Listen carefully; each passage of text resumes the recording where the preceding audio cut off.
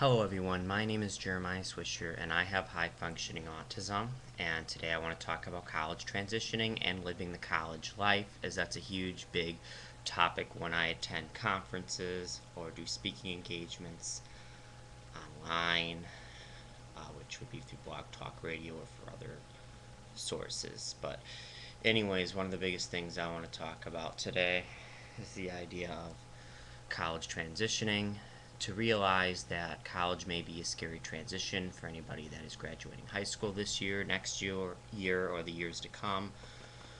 But realize this is that you're not in it alone, because there's a lot of people with disabilities trying to transition and go through college. And I know one of the things that personally has helped me when preparing for college was when they offered a summer school program through the Center of Students with Disabilities, or through the Disability Center, and where I was able to take a study skill class over the summer before coming into the fall semester, but also I was able to take a seminar class where I was able to get to know my area around campus.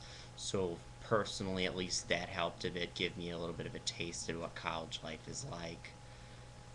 But really what has helped myself overall is just taking that into account, and then being able to start school in fall knowing, hey, I know where I'm going, and I know how to use these college programs when it comes to seeing my college email account, and uploading some documents, which sometimes the classes will have you upload it via online. And that really helped me when it came to being prepared for college. Of course, it's a bit different for fall semester in comparison to, or in contrast to a summer semester, just because you're in fall you're dealing with everyone coming in instead of just a select group of people, and you're actually taking classes, which during the summer you're taking classes, but they're more just preparation to college courses, and in fall you're actually taking the classes, which is challenging. And I'm going to tell you this right up front, at least for myself, your first semester into a new setting or a new school is always going to be your hardest semester, but at least you're always able to get support services. And I do know that a lot of colleges do have these transition programs before coming into college, so that should help. Just talk to your Students with Disability Center at a college or an area near you that you're considering on going to. And a lot of them are pretty accommodating. Also, even for regular kids, even at my college, I didn't say this necessarily, but one of the biggest cool things, even for people with disabilities, is that there are tutoring services. So at least if you need help on any of your classes or anything, you always got tutors that are always there for you. And, and funding might be a little bit of a hard problem. I know, at least when I go through Project Assist at Whitewater, because it costs a bit of money because do CSD, or Center of Students with Disabilities. But if you can, and if I can recommend it, at least in high school during your junior year IEP, apply for vocational rehabilitation services. They are there for you to help find you a job within college or after college, and they are people that really want you to succeed and strive for the best, and oftentimes they're able to help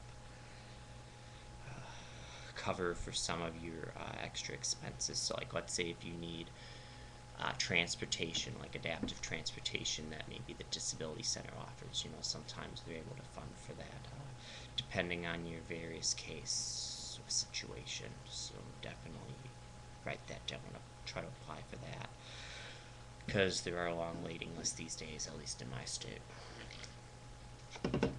But now I assume that the next question is probably going to be, how is it living on campus? I have that biggest question always asked to me. Living in the dormitories can be an interesting experience, but I know, like a lot of colleges, what they do personally is that whenever you live on college or you live on campus, and if you have a disability, oftentimes you're able to apply with the Center of Students with Disabilities. You could try to get a single room, which has oftentimes helped me out, because you might have a different sleep pattern than the typical average male or female, or you might be thinking of it differently overall. But one of the biggest things is that just make sure you tell people your disability up front, so at least they know your weaknesses. I wouldn't say weaknesses, but like areas in where you struggle in, so they can help you to make those strong areas stronger and get rid of some of your barriers.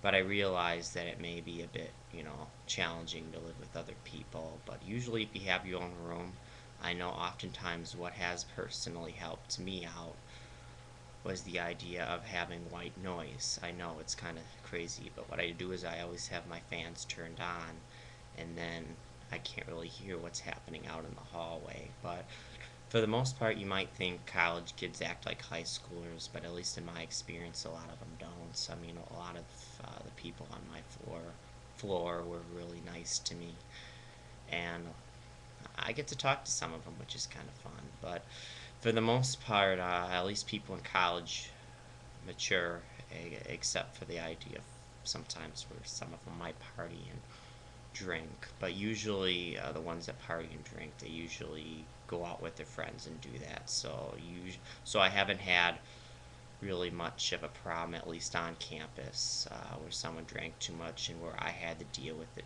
personally. But even though once in a while I do see drunk people roaming the halls, at least most of them know what they're doing and they're not like a drunken zombie walking and roaming the halls and not knowing what they're doing.